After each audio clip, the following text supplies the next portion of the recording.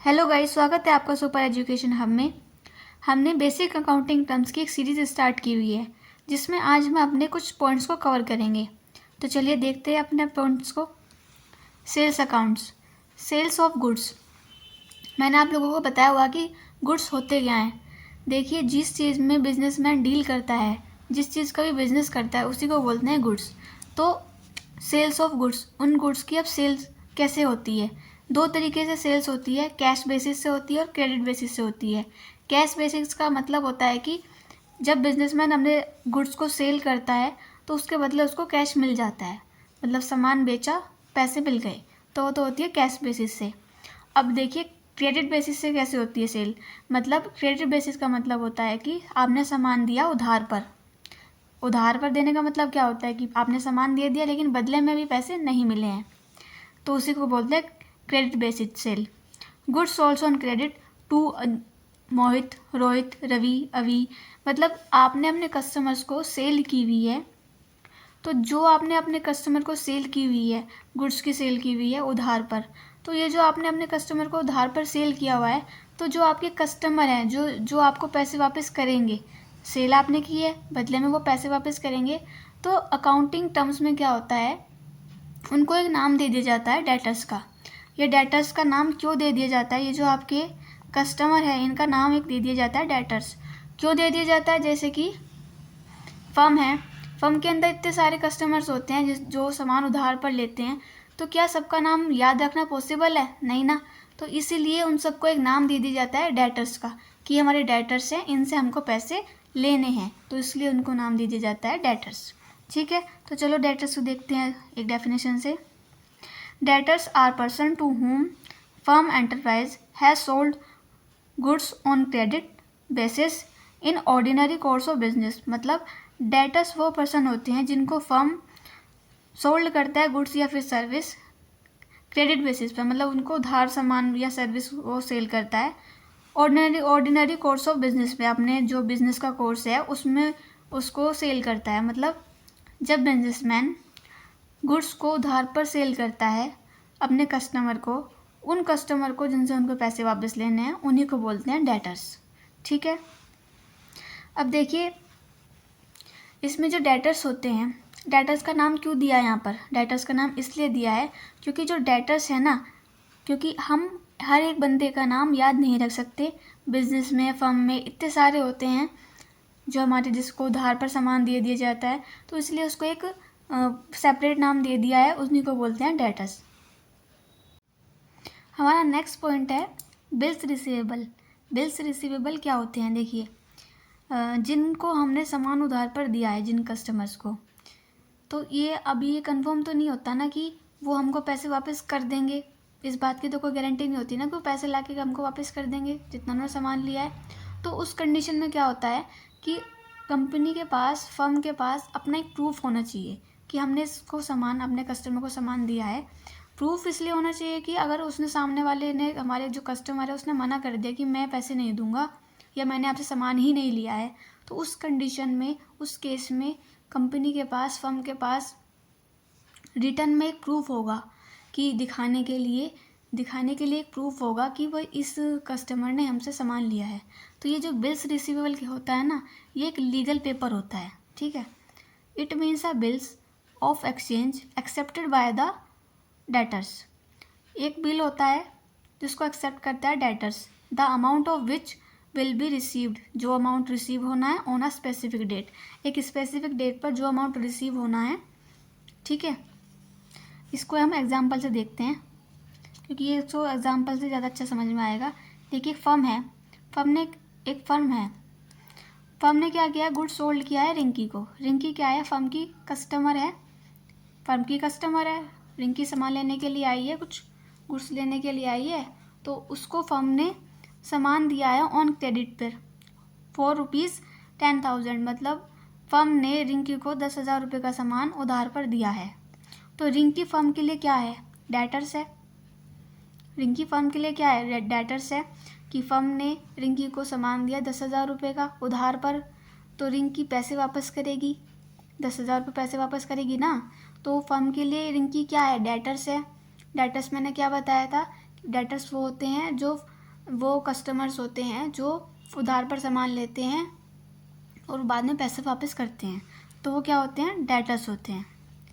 अगर यहाँ पर रिंकी ये बोल दे, सामान लेने के बाद कि मैंने वो सामान ही नहीं लिया है, तो ऐसे केस में वैसे जनरली क्या होता है कि जो फर्म होती है ना, फर्म है, बिजनेसमैन है, वो एक पेपर को साइन करवा के रख लेते हैं अपने कस्टमर से, जिससे कि वो एक प्रूफ के लिए लीगल पेपर करवा लेते हैं, उसी को बोलते हैं बिल्स रिसीवेबल।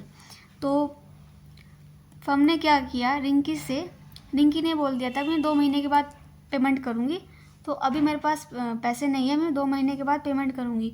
तो फर्म ने क्या किया, एक पेपर पर फर्म ये लिखता है कि हमने इतना सामान दिया है इस रिंकी अपने कस्टमर को स्पेसिफिक डेट पर, और ये इस डेट पर हमको पेमेंट करेगी, और ये साइन करा लेते हैं रिंकी से। रिंकी मतलब अपने डेटर से साइन करा लेते हैं। कौन कराता है साइन? फर्म कराती है, बिजनेसमैन कराता है अपने कस्टमर से, मतलब डेटर से साइन कराता है फर्म, और उसको लेकर के रख लेता है। 2 महीने के बाद दिखाता है भाई आपको पैसे देने हैं।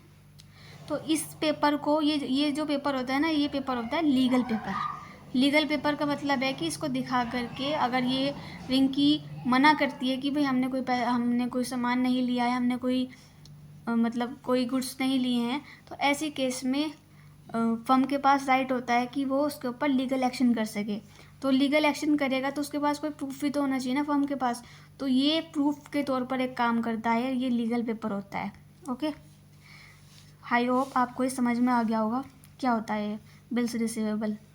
देखिए अब इसमें थर्ड पॉइंट है, सी पॉइंट है, ट्रेड रिसीवेबल। ट्रेड रिसीवेबल क्या होता है? It is a sum total debtors and bill receivable.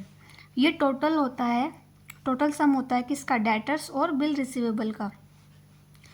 देखिए कुछ ऐसे कस्टमर्स होते हैं जिनसे हम मतलब पेपर साइन नहीं कराते हैं, कि जिनके ऊपर बहुत ज़्यादा ट्रस्ट होता है कि भाई ये तो दे ही देंगे, इनसे साइन नहीं कराना, इनसे साइन कराने की कोई ज़रूरत नहीं है, बहुत अच्छा बॉन्ड बना हुआ होता है कई सालों से। तो कुछ ऐसे कस्टमर होते हैं जिनसे कंपनी या फर्म बिल्स रिसीवेबल पर साइन नहीं कराती है, तो वो होते हैं डेटर्स। ठीक है, तो वो जो मतलब डेटर्स होते हैं, एक तो डेटर्स हो गए हमारे, और एक हो गए वो बिल रिसीवेबल जिनसे साइन करा के रख लेती है फर्म या कंपनी। तो उन दोनों के टोटल को बोलते हैं ट्रेड रिसीवेबल। मान लीजिए कंपनी के पास 6,000 रुपये के डेटर्स हैं। डेटर्स का मतलब ये होता है कि जो कंपनी को पैसे वापस करेंगे, ठीक है, कंपनी को पैसे वापस करेंगे क्योंकि इन्होंने सामान खरीदा हुआ है। ये डेटर्स इसलिए बोला जा रहा है अब यहाँ पर क्योंकि इनसे साइन नहीं कराया है, और जिनसे साइन करा लिया उनको अब डेटर्स नहीं बोलेंगे, उनको बोलेंगे बिल रिसीवेबल। तो ठीक है, बिल रिसीवेबल 2,000 के हैं और डेटर्स 6,000 रुपये के हैं, और दोनों को ऐड करेंगे तो 8,000 रुपये हो गए टोटल। इसका मतलब यह है कि जो ट्रेड से रिसीव होगा वो कितना होगा? वो होंगे 8,000। तो वो हमारा हो जाएगा ट्रेड रिसीवेबल। चलिए एक बार फिर से देख लेते हैं जो आज हमने पढ़ा है। Sales account, sales of goods का मतलब क्या बताया था? बिजनेसमैन जिस चीज़ में डील करता है उसी को गुड्स बोलते हैं।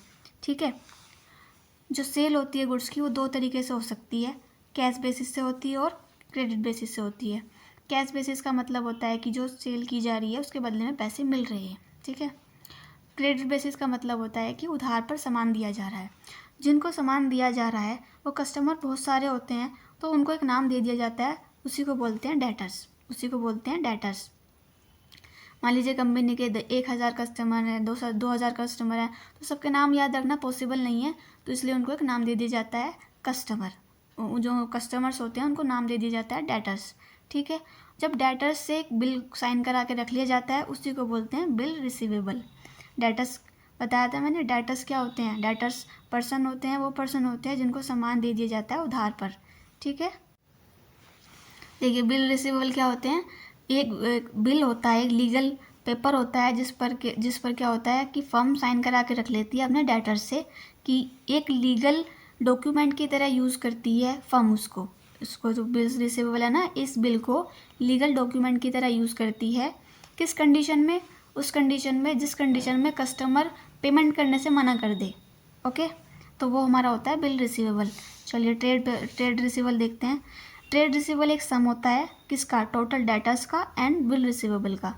जितने भी टोटल डेटर्स है हमारे उनका और बिल रिसीवेबल का, उन दोनों का सम होता है ट्रेड रिसीवेबल। मतलब कि ट्रेड से कितना रिसीव होने वाला है हमको, ठीक है, कितने हमने उसमें बिल रिसीवेबल में कितने हमने बिल को साइन करा के रखे हुए हैं और कितने हमारे डेटर्स हैं। जो हमारे डेटर्स मतलब ये जो मतलब जिनसे अच्छा बॉन्ड है, जिनसे हमने साइन नहीं करा वो डेटर्स, और बिल रिसीवेबल जिनसे हमने साइन करा के रखे हुए हैं, उन दोनों का टोटल ही ट्रेड रिसीवेबल होता है हमारा।